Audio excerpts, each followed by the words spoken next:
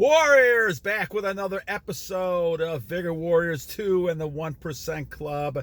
How are we doing today, guys? It's a beautiful day out there. A little chilly, but really nice, and the sun is out. And I thought I'd do one. I'm sitting in the car waiting for a few minutes and get to moving in a second here, but I wanted to kind of do one. I'll try to do one tonight. I am catching up on the list a little bit, so looked at a couple comments even from last night. I appreciate Willem.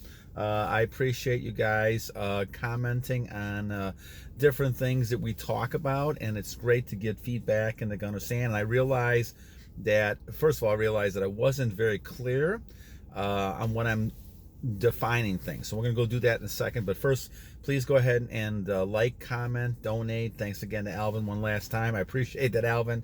You're wonderful. A good man there, a good warrior. So let's go back a little bit because we had some nice comments yesterday, and I'll shout out for the people. I should probably shout out anyway. Let me go and shout out for the ones that I missed from last week. So Tardy Bacardi, thank you. Porfirio Rodriguez, thank you for your comment. Justin, thank you. John Williams, Jake Speaks, wonderful. Smart Black Guy, thank you. Daniel Smith, that's great. 5 months, keep it up, my friend. George Jetson, Open Source, Hugh Mangus, and Bo Livian. So thank you guys for your comments, and I appreciate the ones I've gotten the last couple of days as well. I'll shout out to you guys next week when I kind of do my usual thing on Sunday, when I kind of go through all the comments and add new topics as we talk about them. So we're going to talk about a couple of different ones that are related here, but I want to go to the one that I've been waiting to kind of do because I want to kind of get a background here. I'm going to add my defining terms in this for a second as well. We're going to talk about how women view you when you are on semen retention. We're also going to talk about, and this comes from David Judah, Gospel Ninja, Scott Allen. What is the design plan and how does that work? Also focusing on going forward to paradise by Tyrone. Starts in a spiritual world, which it does. And also, why is this so hard to stay in the plan? Admiral Islam and Shubham made comments on that over the last couple of days as well, last couple of weeks or so. So let's focus on this, and let me kind of define terms a little bit here too. So we talked yesterday, and now I know I wasn't as clear as I should be with this. So when I talk about the streak of 938 days now, I'm talking about not releasing at all. Not releasing at all. And I think that's the key to what we're talking about here. Now, I add no FAP into it because certainly that was one of those instigators. So if you stay off of that, you're also staying off of releasing as far as I'm concerned. But I understand what people are saying to me about being clear on that definition. So I'm talking about not releasing at all. So there's two aspects of this. Now, the second aspect, monk mode, is not even thinking about women. That's what monks do. Monks basically in their monastery, in theory at least, they're not thinking about women. They're avoiding all that temptation by not even, anytime they get near a thought of it, they push it aside. That is what I'm shooting for on monk mode. I'm doing that because I had problems with trying to stay with the regular no FAP and releasing for many years. It's only that I combine these now, and I'm actually going monk mode that's helping me with the other one. Now, of course, I still at times think about women, and so basically, women, those type of things pop in my mind when I see something or not, and so that breaks my monk mode stage. So monk mode is not even thinking about women. Now, of course, I'm married, so my wife is somebody I think about, but I'm not necessarily talking about that. I'm talking more about the releasing aspect of things. So when we talk about this, we're really talking about two aspects that I'm focusing on. Yes, the pornography sets the stage for people, but I'm talking about releasing, period. And I'm talking about then not even thinking about this. So when we talk about this, just so you know a clear definition that I'm kind of using when I'm talking about this. So we talk about the idea that David and a bunch of people, and shout out to you guys for this, David and Gospel Ninja, Scott Allen, Eduardo, Admiral Shubham, all you guys, wonderful comments on these type of things. The bottom line really is, and I think Eduardo said something like semen is a divine blood that revitalizes the body. And I agree with that as well. Here's the bottom line. In order to kind of move to this thinking, you have to kind of give away a lot of your material types of needs and wants. And what I mean by that is that things are not, you're not really in the physical world. This is why what I'm feeling now after 930 days of not releasing is the fact that I'm living in a different thought pattern. Maybe it's a different zone. Some people mention it's a different level. All those things could be true. It's a different zone.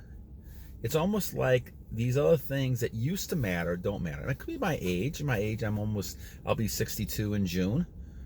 So it could be my age, but it could also be something where it's the energy that's now being directed, and God is noticing this more as I'm doing this more, trying to reach Him.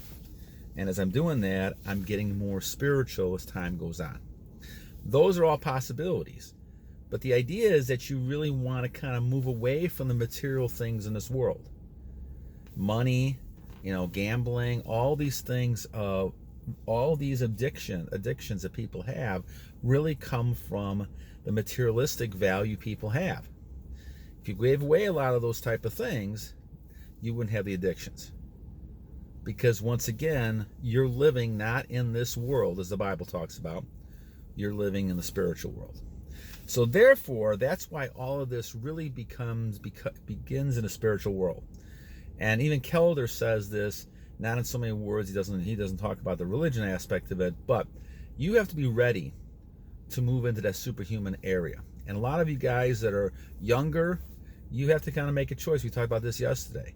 You've got to make a choice of whether or not you're happy with the family you have. If you don't have a family yet, you may decide, I'm not going to do monk mode until I get to the point where, I'm having children, things like that, and I have a family set. Those type of things you kind of have to decide upon.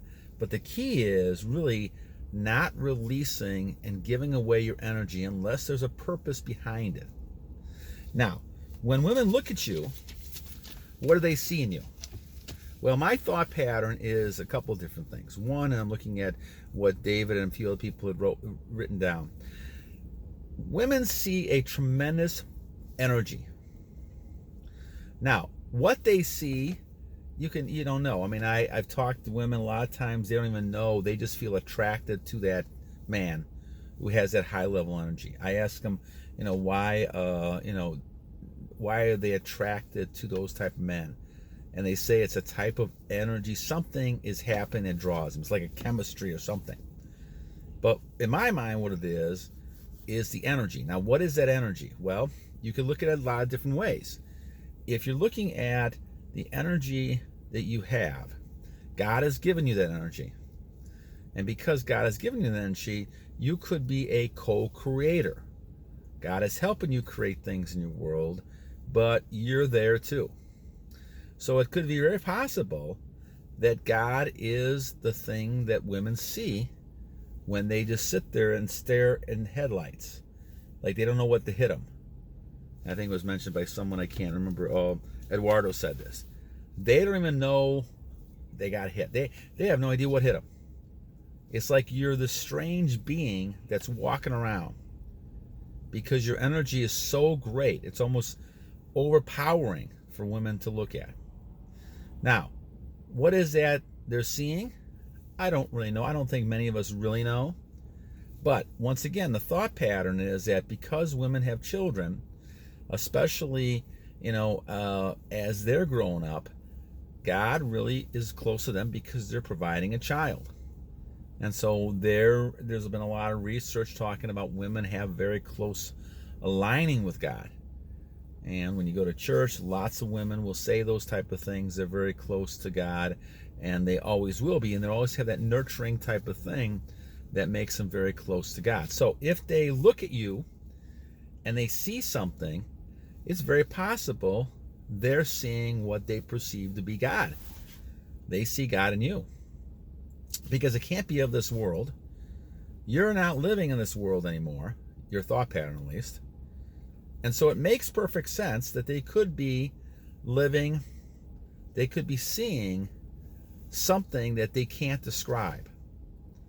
It's a feeling they have. Remember, women are very emotional beings. They will react to things based on what they see. This is why they can look and, like a deer in a headlight, stare at you. Because they're seeing something that's so powerful they can't draw away from it. It's drawing them to you, and the next thing you know, they're near you. And I saw that this morning again. All of a sudden, you're doing something, all of a sudden, the woman stands right next to you, almost in your space. Now, she's not going to, many women are not that forward enough to kind of go ahead and flirt with you directly like that until you start talking with them. But you could see from a nonverbal behavior, they're drawn. They kind of move right to you. And that's because you have that superpower. Now, what is that they see? Well, it could be energy, could be God, could be anything. But the big thing is to know that women are attracted to you. And once again, you got to make that choice. Do you want to have a relationship with this person? Do you not want to have a relationship? Is it just a, like in my case, it's just a flattering type of thing? That's what you have to determine. Now, when Tyrone says go forward to paradise, he's exactly right. What you're doing, my friends, when you're doing this, is you're basically living a different type of life. You're moving to a spiritual world. You're moving to the paradise. I think we all have this idea of what paradise is to our mind. But the thing is, you look at paradise and say, okay, this is something that's kind of, I'm getting to. That's what I'm striving for. A lot of the troubles and things we have in this world are very materialistic. I'm going to paradise. I'm moving out of this thing.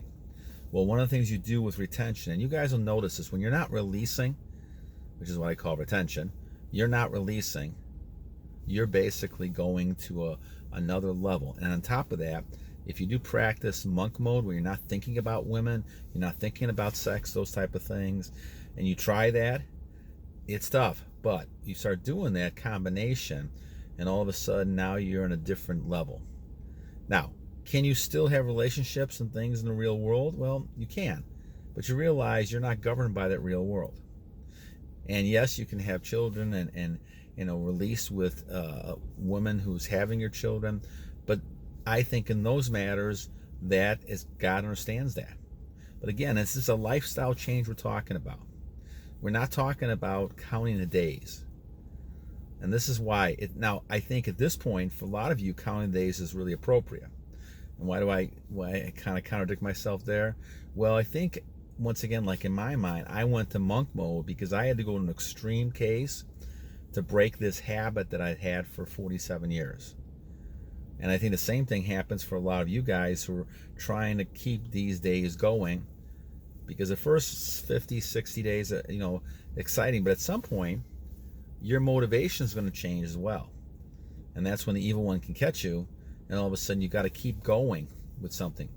Keep yourself motivated to keep going to the next level and trying to 100 days like Scott just had. Congratulations, Scott. And 100 days and 120 days, and keep moving. Keep forward ahead with this, because you're going to see so many benefits that you just can't believe it. And it's just going to get stronger and stronger. But you're moving to a spiritual world. It's not the physical world you're talking about here.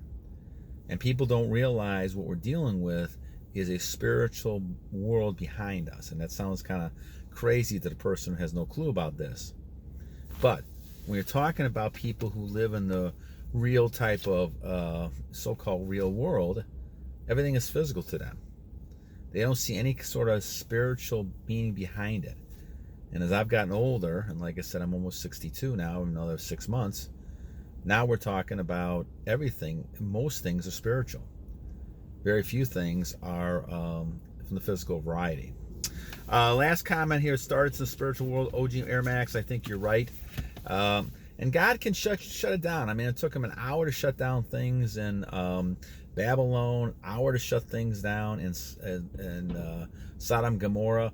All these things can be shut down. So all these vices, all these deviant behaviors, things that like that, if you lose God, you're going to end up thinking, you're going to have the consequences of that. You have to fear God enough to fear him, but also follow his word and ask for forgiveness and be saved by him, so that you're able to kind of move to a more different plane. I guess a plane is a good word to use on this. You're moving to a spiritual plane. And yes, you have all those physical things still around you, and you could get tempted by those things. But the bottom line is that you are moving to a different plane. You're trying to get closer, in my estimation, to God. That's what, I read many times over in the Malcolm X biographies, and you're looking at different people who were actually, they knew this truth, and they learned this truth. And I think it's important to recognize this. We live in a world that's very, very materialistic, very image oriented. A lot of this stuff is temptation, illusion to release energy in my book. So you have to watch out for that, physical and emotional. There's emotional type of releasing as well. When you get upset and out of whack with someone, you're losing your own energy. And you know that if you feel bad about it and how you behaved and reacted, then you know you're losing energy. So you don't do that either. So once again, it goes back to self-control, and be able to control yourself as you're doing all this, staying with this. So good comments here. I think we'll start again about how to start again. We did talk about this a little bit.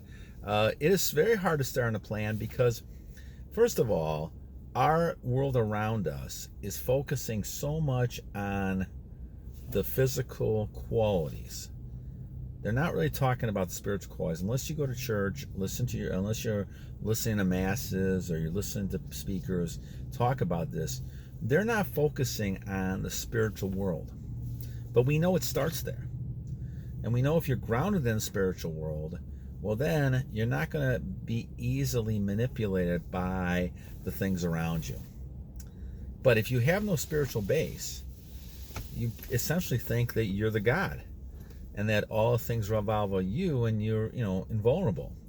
And that's when people, fall on their face and they struggle all the time, because they're at the point where they're not invulnerable.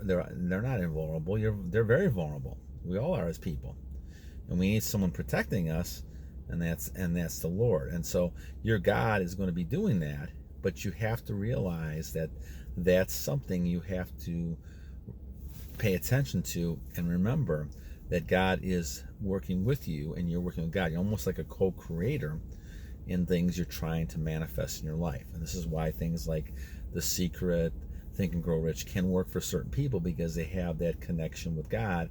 But it's not really those things so much. It's the biblical aspect of working with God and being closer to God, and understanding what God is trying to say to you, and following those type of things as well. And so those things are key and important with all this stuff we talk about. So certainly, in summary again, God is in you, and that's part of the Latin word enthusiasm, God in you.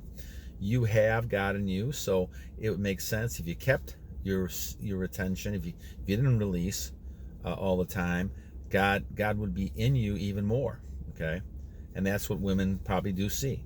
They see a high level energy that they can't resist, and then you have to take the consequences of that and take the next step, one way or the other, to kind of handle those type of situations. But certainly, as you're doing that, as Tyrone says, you're moving towards a lot more spiritual paradise, you could call it, and that's all very true. And certainly, again, everything we talk about starts in the spiritual world, as Airmax says, and it is not easy to stay on the plan. As we had that Shubham and Amiral said, Amiral Islam says, it's not easy to stay in the plan, but you have to stay in the plan, because this is what the long-term goal is for you and for each one of us warriors.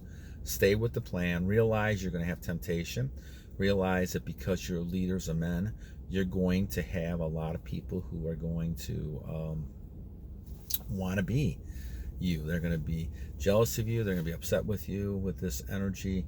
Women are going to love you, and there's going to be lots of things that could be positive here, but you have to continue living your life the way you want to live it and following God's purpose. All right, guys, so thank you for all your comments, guys. We'll do another one. Probably we'll try to do one tonight if we can. So until next time, guys, God bless you guys. And remember, every day is a new day to a wise warrior. God bless you guys, and battle on!